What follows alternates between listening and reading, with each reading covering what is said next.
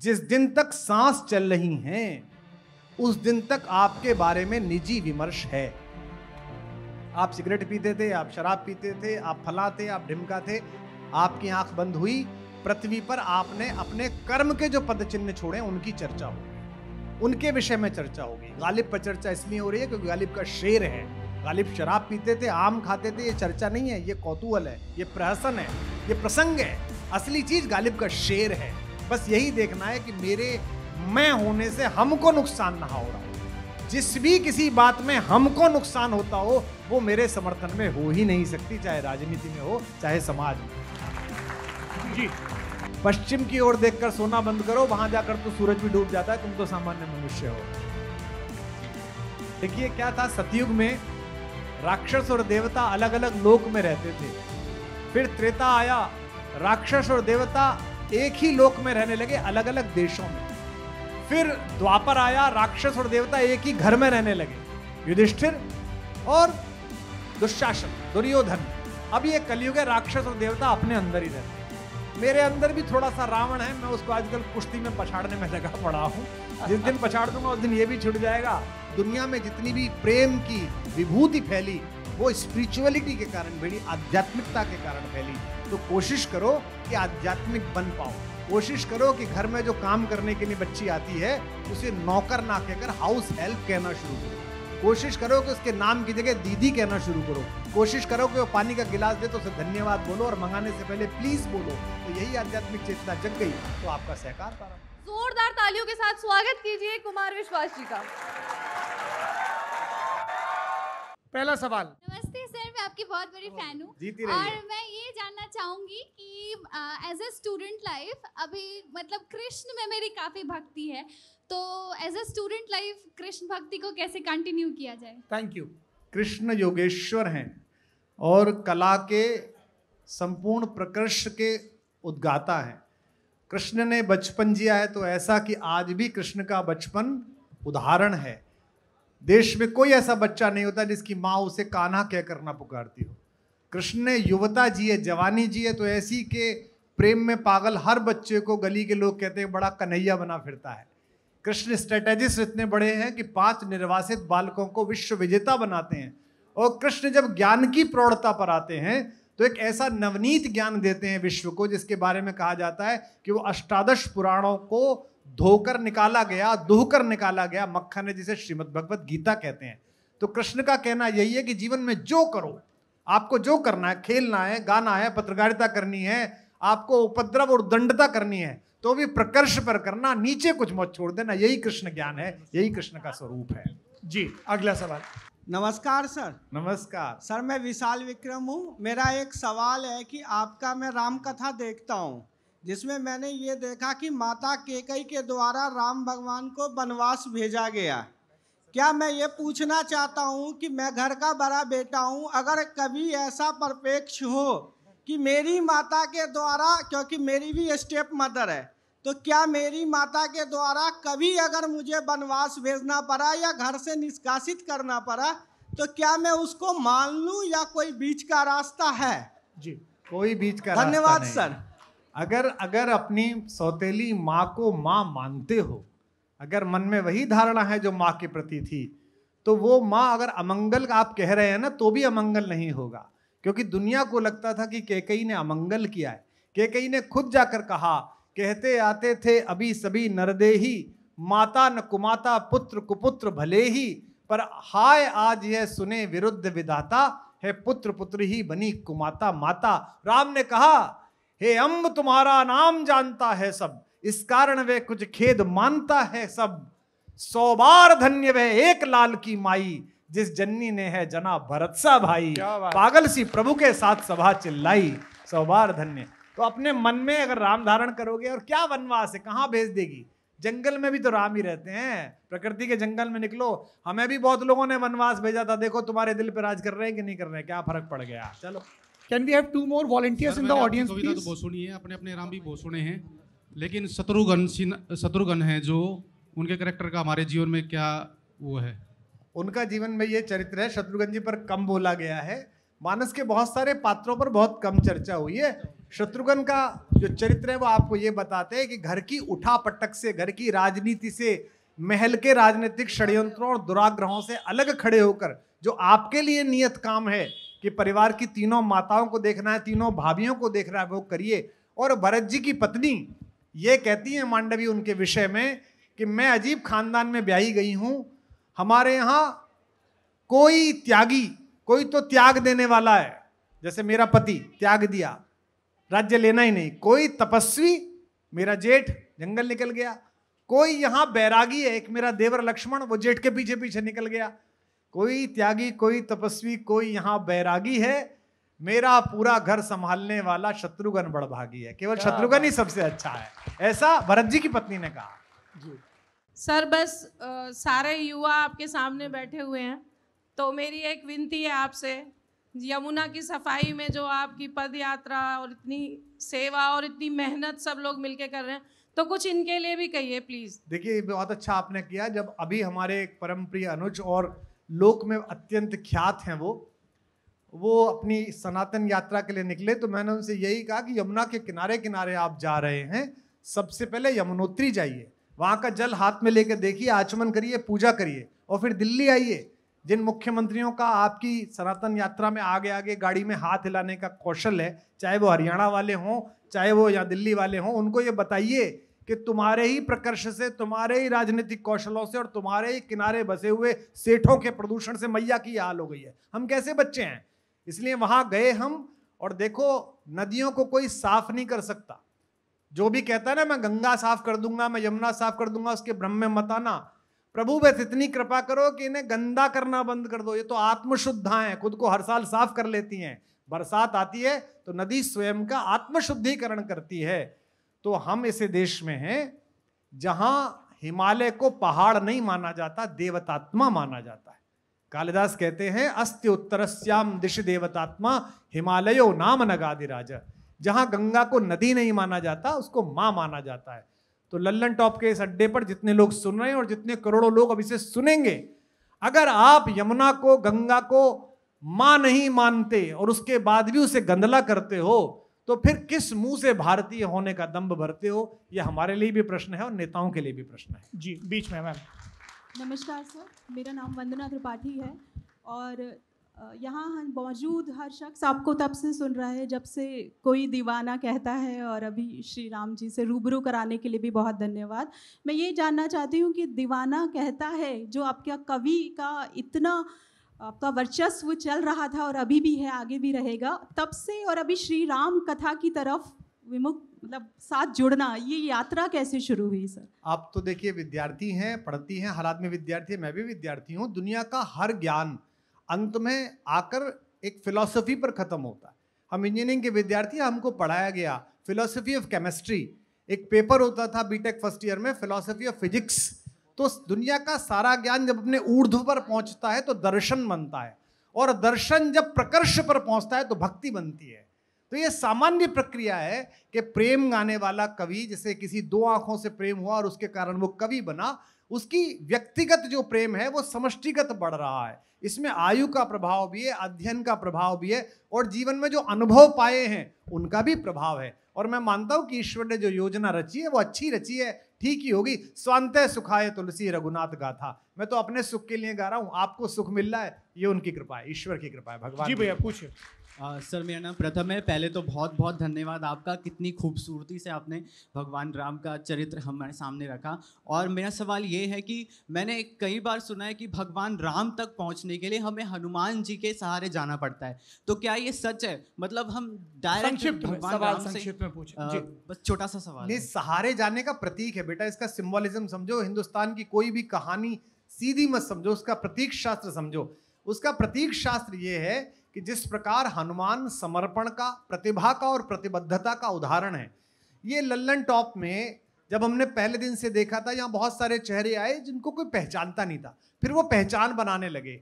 एक समय आता है जब आपको स्वयं को संस्थान से बड़ा समझने लगते हैं। आपको लगता है मैं ज्यादा प्रतिभाशाली हूँ, संस्थान छोटा हो गया। ऐसा कभी नहीं होता। हनुमान प्रतिभा में सर्वश्रेष्ठ हैं, ज्ञानिनाम अग्रगण्यम, है ना। पहली बार भी जब मिले हैं राम जी से तो राम जी अपने भाई से कहते हैं वाक्यज्ञम मधुरम इदम सुग्रीवम सचिव कपि, यह सुग्रीव का सचिव वाक्यज्ञ है। ये बात अलग है कि बम्बैया वालों को समझ में नहीं आई, लेकिन हनुमान ज्ञानी बहुत है, हनुमान प्रतिभाशाली हैं, हनुमान प्रतिबद्ध हैं और हनुमान समर्पण हैं। इसके बाद भी उनमें यह अहंकार नहीं है कि मैं हूं। वो कहते हैं रामदूत में मात जानकी। तो राम तक पहुंचने के लिए सबसे पहले तो प्रतिभाशाली होने का, समर्पित होने का, अहंकार तिरोहित करना पड़ेगा, तब आप राम तक पहुंचेंगे। ये इसका प्रतीक है, सीधी सीधी इसकी कहानी ये है। चलिए। जय श्री राम सर। सर मेरा सवाल ये रहेगा आपसे कि जैसे कि श्री राम को पता था कि सीता माता अच्छी हैं, सही हैं, लेकिन फिर भी समाज के प्रेशर में उनको अग्नि परीक्षा के लिए बोला गया। ऐसे ही कुछ चीज़ें होती है जो हमारे लिए सही होता है, लेकिन हमारे फैमिली को, मम्मी पापा को, सोसाइटी या मोहल्ले वाले बोलते हैं नहीं ये गलत है, गलत है, तो उनके प्रेशर में फिर फैमिली हमको चीज़ें बोलती है। तो जो हमारे लिए सही है, जो हमको सही लगता है, वो करना चाहिए या समाज को देख के करना चाहिए? अभी आपने कितनी अच्छी बात कही कि जो हमारे लिए सही है, जो हमको करना चाहिए।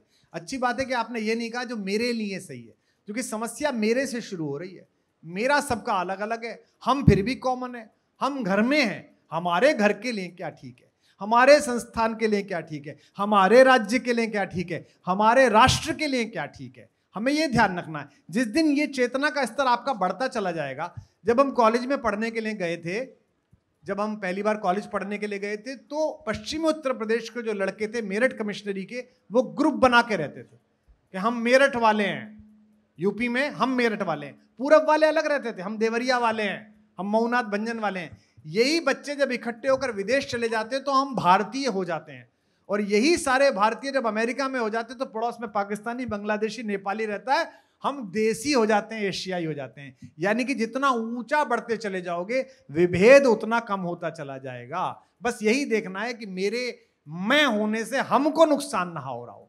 जिस भी किसी बात में हमको नुकसान होता हो वो मेरे समर्थन में हो ही नहीं सकती, चाहे राजनीति में हो चाहे समाज में हो। जी आखिरी 3 सवाल। हाँ जी। मेरी माताजी जो है वो शिव की उपासक है और मैं अपने अपने राम का संस्करण बहुत समय से सुन रहा हूँ, तो मैं ये जानना चाहता हूँ अपने अपने शिव पर आप कब बोलेंगे? और मेरी माताजी की ये बहुत प्रतीक्षा है, कृपा करके आप इसको जरूर बताइए। माताजी को मेरा चरण स्पर्श कहिए। शंकर और राम ऐसी 2 भारतीय अवधारणाएं हैं, और हमारे मध्य से थोड़े से लेफ्ट की तरफ जाने वाले जो मित्र बैठे हैं और जो सुने वो भी सुने कि राम और कृष्ण और शिव की बहुत सुंदर व्याख्या भारत में समाजवाद की अवधारणा के सबसे बड़े राजनीतिक चिंतन करने वाले लोहिया जी की पढ़िए। उनकी एक छोटी सी पुस्तक है। पुस्तक के मामले में सौरभ पहले तो मेरे सहयात्री थे, अब मेरे गुरु हो गए हैं। ये बताते चलते हैं भैया ये पढ़नी चाहिए, दादा ये वाली पढ़ लो। लेकिन मैं आपको बताता हूँ, राम कृष्ण शिव एक पुस्तक है राम मनोहर लोहिया जी की, जरूर पढ़िएगा। जबकि वो पक्के समाजवादी थे, वामपंथ की तरफ झुकाव था। तो हमारे यहाँ एक गलत धारणा डाली गई कि शिखर कभी नहीं मिलते। कहा गया ना, शिखर पर एकता नहीं होती, 2 बड़े लोग नहीं मिल सकते। ये भारत के सांस्कृतिक विमर्श ने बताया कि देवादिदेव शंकर और उनके भी आराध्य राम दोनों एक दूसरे से प्रेम करते हैं, दोनों एक दूसरे के मित्र भी हैं, सेवक भी हैं और स्वामी भी हैं। जब पार्वती जी पूछती हैं किसकी पूजा करते हो आप, सारी दुनिया आपकी पूजा करती है, तो कहते हैं मैं राम की पूजा करता हूं। कौन राम? कथा सुना रहा हूं। पूछे ही प्रश्न जगत हित लागी, जगत के हित के लिए पूछती हो तुम रघुवीर चरण अनुरागी। फिर भी मैं कहानी सुना रहा हूं। और अपने जीवन का सबसे कष्टप्रद संकल्प पूरा करने के लिए जब राम चलते हैं तो रामेश्वरम में शिवलिंग की स्थापना करते हैं और कहते हैं शिव द्रोही मम दास कहावा, सो नर मोही सपनेऊ नहीं भावा। तो 2 शिखर मिल सकते हैं। पश्चिम की ओर देखकर सोना बंद करो, वहां जाकर तो सूरज भी डूब जाता है, तुम तो सामान्य मनुष्य हो। नमस्कार सर, मेरा नाम परीक्षित है। मेरा सवाल आपसे ये है कि हम सबको बोला जाता है कि हम सबके अंदर एक रावण है, तो रावण को कैसे हटाया जाए? देखिए क्या था, सतयुग में राक्षस और देवता अलग अलग लोक में रहते थे। फिर त्रेता आया, राक्षस और देवता एक ही लोक में रहने लगे, अलग अलग देशों में।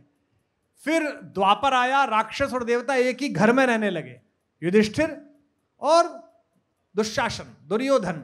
अब ये कलयुग है, राक्षस और देवता अपने अंदर ही रहते हैं। मेरे अंदर भी थोड़ा सा रावण है, मैं उसको आजकल कुश्ती में पछाड़ने में लगा पड़ा हूं। जिस दिन पछाड़ दूंगा उस दिन ये भी छूट जाएगा। फिर तो आनंद के साथ यहीं 3 दिन बैठ के अड्डा पे बोलेंगे आराम से। थोड़ा लग रही है, मेहनत लग रही है, 2-4 साल लगेंगे, निकल जाएगा। तुम्हारा भी निकल जाएगा बेटा, भी तो तुम छोटे हो। जी पूछिए। आखिरी सीताराम सर, ये मेरा सौभाग्य है कि आपसे प्रश्न पूछने का या आपसे वार्तालाप करने का मौका मिला।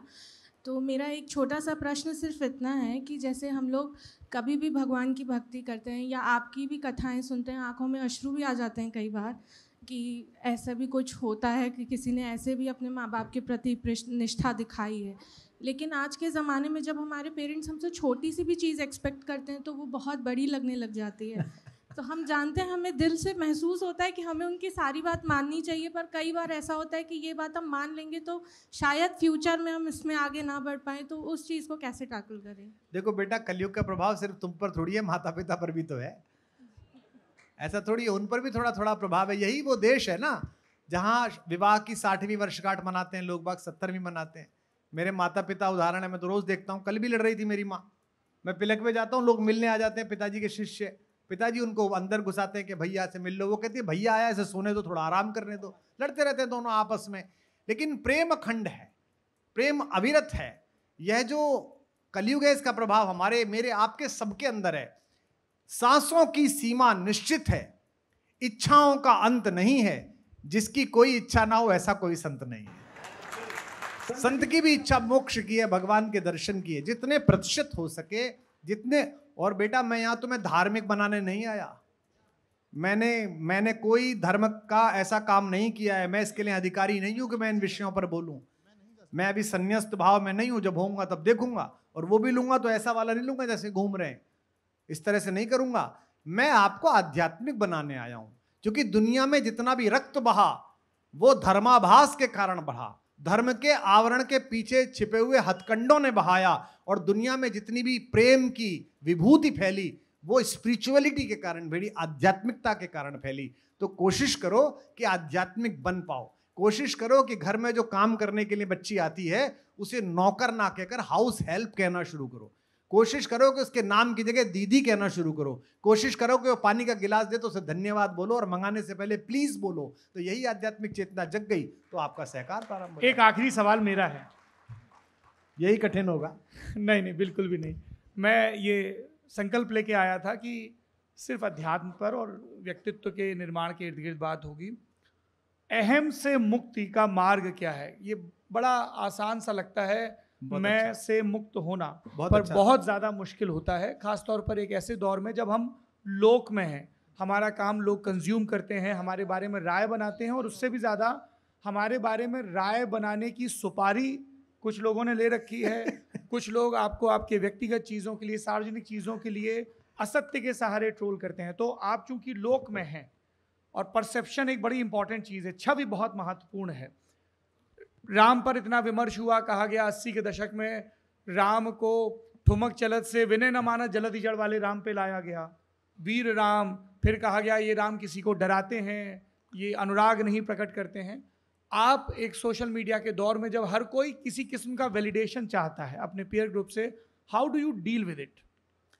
ये अनुभवजन्य है। देखिए, क्या दो अलग अलग प्रश्न कर दिए आपने, जो कि आप इस बात के खिलाड़ी आदमी हैं कि किस तरह से आदमी के अंदर से कुछ निकाला जाए। ये बहुत पहला सवाल पहले पर आते हैं कि अहम से कैसे डील करें। तो मैं 17 वर्ष मैंने कॉलेज में पढ़ाया, तो मैं कवि सम्मेलन में जाता था। हमारे कवि सम्मेलन के बहुत प्यारे प्यारे बालक यहाँ बैठे, कई जो मुझे बहुत प्रिय हैं, सब बहुत अच्छे कवि हैं। ये रामायण, हमारी बिटिया मनु बैठी है, ये बालक राम पर इतना अच्छा लिखता है, ये बेटे सब प्यारे बच्चे हैं। तो मैं कवि सम्मेलन में जाता था, क्लास पढ़ा के MA की, भाषा विज्ञान पढ़ाकर, केशव पढ़ाकर, और मुझे कवि मिलता था जो चुटकुला सुनाने में कहता था कि अंतिम बात पर, जो चुटकुले की अंतिम बात है, इसके चिंतन पर ताली दें। तो मैं उसे देखता था कि ये क्या कर रहा है। रमेश मुस्कान बैठे हैं, उसी खानदान के, उसी गोत्र के यहाँ। तो मुझे धीमे धीमे समझ में आया कि मैं एक ऐसा ऊंट हूं जो रोज पहाड़ के नीचे से निकलता हूं, मैं रोज केशव के नीचे से निकलता हूं, मैं रोज तुलसी बाबा के पहाड़ के नीचे से निकलता हूं, मैं रोज सूर्य के नीचे से निकलता हूं।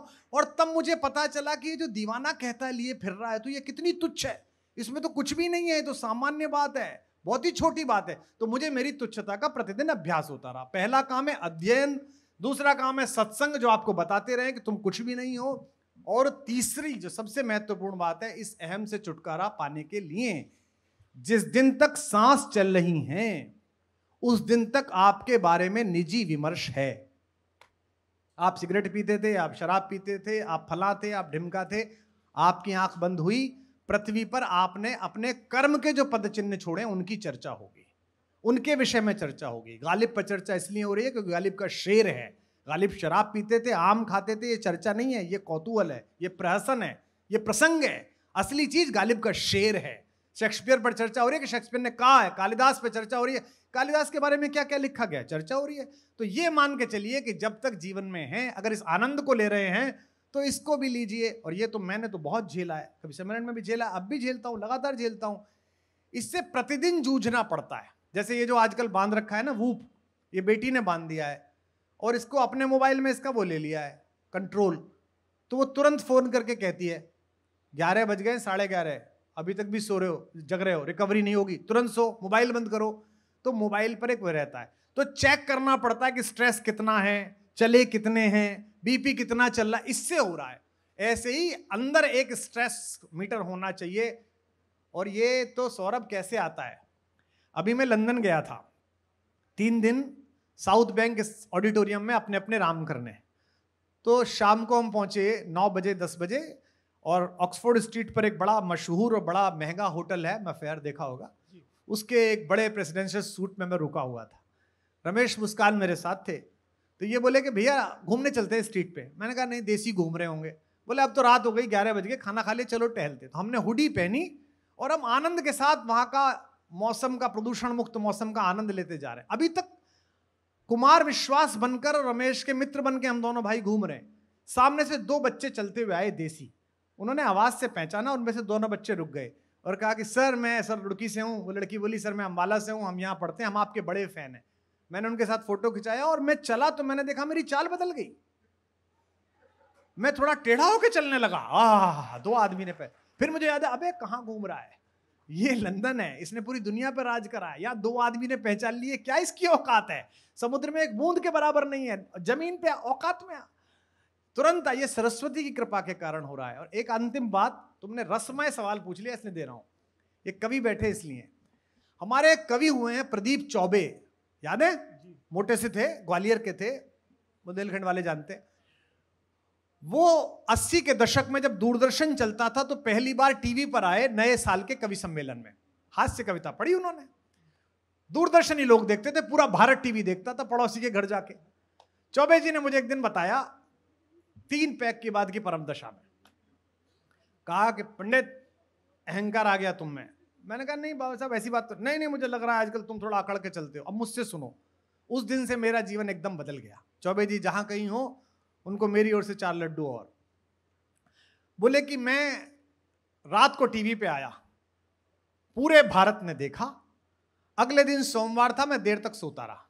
मंगलवार के दिन मैं दोपहर को उठा और मेरा सूटकेस कोने पे से टूट गया था, लेदर का था। उसे सिलवाने के लिए स्कूटर पर रखकर मैं ग्वालियर गया। शहर में गया तो एक चौराहे के पास एक पीपल के पेड़ के नीचे एक भाई बैठा हुआ था, वो चप्पलें जूते और ये चमड़े का काम करता था। मैंने उससे कहा भाई जरा इसमें वो लगा दो। बोले साहब थोड़ी देर के लिए बैठो। तो मैं स्कूटर स्टैंड पे लगा के बैठ गया। शाम का समय, दृश्य देखिए आप। चौबे जी बोले कि मैं जरा सड़क की तरफ मुंह करके खड़ा था, जो आए वो स्कूटर रोके और जो आए वो नमस्ते। मैंने कहा क्या ग्वालियर के राजा की लोकप्रियता होगी, टीवी पे एक प्रोग्राम आया, चौबे तू तो अमर हो गया, पूरा ग्वालियर नमस्ते कर रहा है। बोले आधा घंटे बाद जब मेरा काम हो गया और मैं स्कूटर की झूठी ऊंचाइयों से उतरकर जगत की ओर से पीठ करके कर्म की ओर मुंह करके खड़ा हुआ, तो मैंने देखा कि पीपल के पेड़ के पीछे हनुमान जी का विग्रह रखा हुआ है।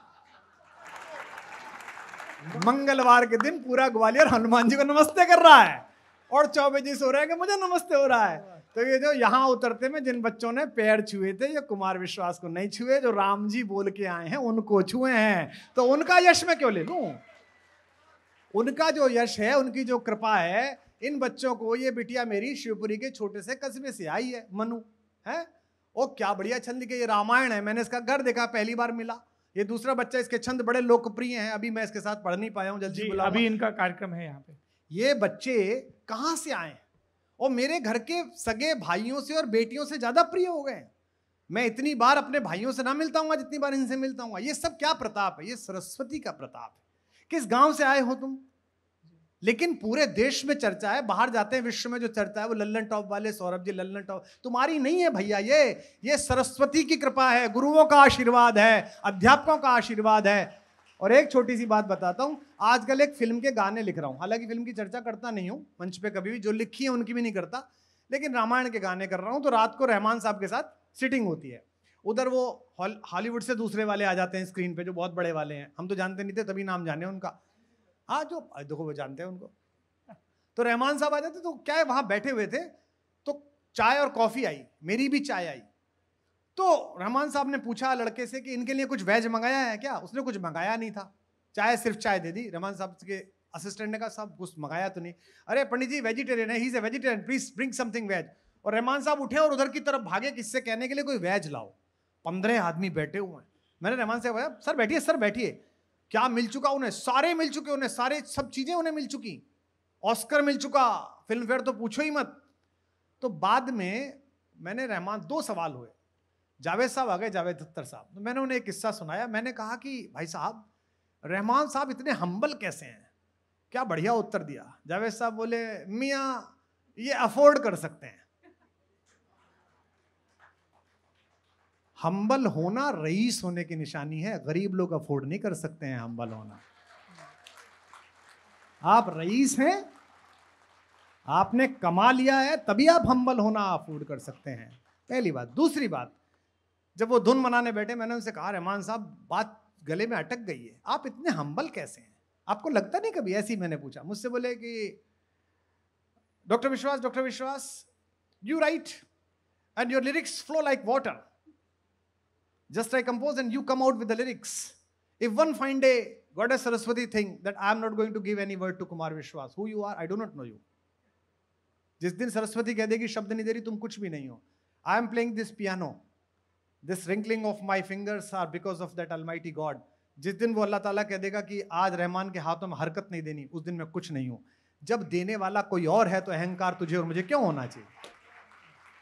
मैं आशा करता हूँ कि लल्लन टॉप के बुद्धिजीवी बच्चे बिना किसी वाद के वितंडे में फंसे हुए अपने कर्म में प्रवृत्त रहें। धैर्य धन गधा, हमारे यहाँ कहा गया ना, हमारी प्रयोगवाद की कविता में कहा धैर्य धन गधा। माना कि हम गधे हैं, किंतु यही प्रसन्नता है कि किसी के खूंटे से नहीं बंधे हैं। तो किसी के खूंटे से बंधिए मत।